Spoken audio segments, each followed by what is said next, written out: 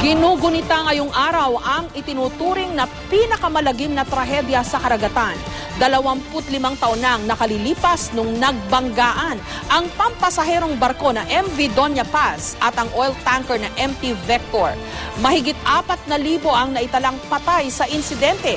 Balikan natin ang naganap na trahedya sa report ni Deo Bugawisan. Kumpara sa mahigit 4,000 nasawi, maliit kung tutuusin ang 26 na survivor nang magbanggaan at lumubog ang MV Doña Paz at MT Vector noong December 20, 1987. Pero kung di dahil sa barkong ito at sa kapitan nitong si Melesio Barranco, malamang sa hindi, walang nakaligtas ni isa sa mga pasahero. Papunta kami Manila nung nakita namin sa radar screen yung spot malapit sa isla, no? I thought kaingin yun. So, pumunta kami roon, we change course.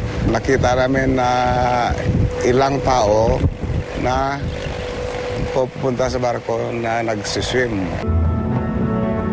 Ang MS Don Claudio ang kauna-unahan at nag-iisang barko na rumisponde sa pangyayari.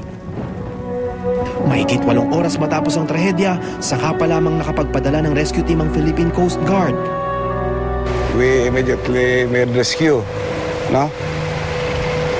We all side nets, vessel side nets, then mga life rings and life savings were thrown overboard para na makuha din nila. Because we have also a doctor on board, so binigyan namin ng first aid. Andiyan ang doktor. Isa sa mga nailigtas si Mang Almario. Mag-80 anyos na pero matalas pa rin ang alaala sa itinuturing na pinakamatinding trahedyang pandagat sa panahon ng kapayapaan. Sigawan ng mga tao, sisigawan, nanay, tatay, ganun. Mayroon nagkasabi, aray. Tapos nung palubog na yung Doña Paz, paglubog na ng Doña Paz, biglang tumahimik ang lahat. Wala akong naririnig na doon ako napaiyak. Sabi ko, Diyos ko, ang daming patay. Isa rin sa mga nailigtas si Gilbert. Kung pwede lang daw sana, matagal na niyang ibinaon sa limot ang malalagim niyang alaala ng trahedya. Pero sa tuwing napapadaan daw siya sa sementeryong ito, kung saan nakalibing kanyang mga ninuno, parang dilubyong bumabahang mga imahe ng araw na napasamang kanyang ina at 2 kapatid sa mga di pinalad makaligtas. Siguro nag-anuhan na lang sila, nagyakapan, gano'n. Inaantay ko nga sa baba, sabi ko, tumalong kayo, talon, sabi ko. Hindi. Kaya hindi na nakita yung ano nila. 25 taon nang nakalipas, pero hindi pa rin matukoy ng mga otoridad kung kabilang kanyang ina at mga kapatid sa mga namatay. Gaya kasi ng iba pang mga biktima, wala ang kanilang mga pangalan sa manifest o opisyal na listahan ng mga pasahero ng barko. May nagpunta sa amin na porter, nandyan daw yung Doña Paz. Tapos sabi ni nanay na pwede kami makasakay. Sabi ng porter, pwede. Wala lang sa manifesto.